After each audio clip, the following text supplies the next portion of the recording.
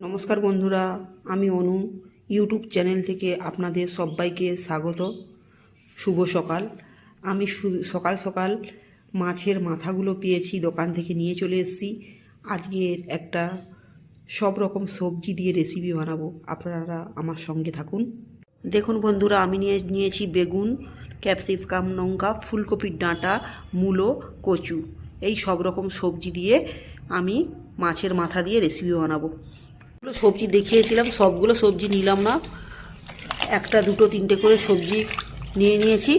সব রকমের সবজিগুলো বালতির জলে ভালো করে ধুয়ে নিলাম। ওভেনে কড়াই বসিয়ে দিয়েছি আর মাছটাতে ভালো করে হলদি নুন মাখিয়ে নিয়েছি। বাটিতে পেঁয়াজ কেটে নিয়েছি আর 4টে কাঁচা লঙ্কা দিয়ে দেবো, আর অল্প করে লাল লঙ্কা দিতেই হবে। এর মধ্যে দিয়ে দিচ্ছি পেঁয়াজ, কাঁচা লঙ্কা আর 5 ফোড়ন। মাছের মাথাগুলো ও পেঁয়াজগুলি একটু ভাজা হয়ে গেছেই আমি দিয়ে দিলাম নুন এবং হলদি। এরপর দিয়ে দিচ্ছি লাল লঙ্কা গুঁড়ো। আমি খাই না, তাও চচ্চড়িতে না দিলে হবে না, মাছের মাথা দিয়েছি, আঁচটে গন্ধ করতে পারে, তাই আমি হালকা করে লাল লঙ্কা দিয়ে দিলাম। বালতিতে যে সবজিগুলো রেখেছিলাম ভালো করে ধুয়েও করে নিয়েছিলাম, ভালো করে ধুয়ে নিয়ে এলাম। নিয়ে এবার কড়াইতে দিয়ে দিচ্ছি। বন্ধুরা দেখুন, একাই ক্যামেরা হচ্ছি, তাই আপনাদের ভালো করে দেখাতে পারছি না, আর আমার ভুল ত্রুটি হলে আপনারা ক্ষমা করে দেবেন। ছোট কড়াই সবজিতে ভরে যাচ্ছে, তো পরে এগুলো সিদ্ধ হয়ে গেলে কী হয়ে যাবে। বন্ধুরা সবাই বলে আলু খেলে সুগার হয়, কচু খেলে সুগার হয়, মাটির যাবতীয় জিনিস খেলে সুগার হয়, তাহলে কি খাবো আমরা বলুন?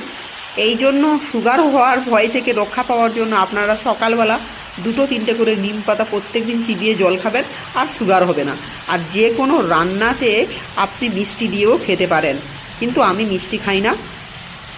কচু দিয়েছি, ফুলকপির ডাঁটা দিয়েছি, তাই একটু বেশি সময় করে একে সিদ্ধ করতে হবে তরকারিটাকে।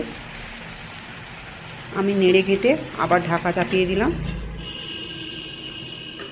যে জলটা ছিল ফুটিয়ে গেছে, এবার পরিমাণ মতো আমি জলটা দিয়ে দিলাম, কারণ কচু আছে, কচু আর ডাঁটাগুলো এবার আমি ধনে গুঁড়ো দিয়ে দিলাম, তার সঙ্গে দিয়ে দেবো এই গরম মশলা। দেখুন বন্ধুরা, আমার তরকারিটা হয়ে গেছে, আর আমি একটু টেস্ট করার জন্য নিয়ে নিচ্ছি, কারণ চচ্চড়ি আমার খুবই ফেভারেট।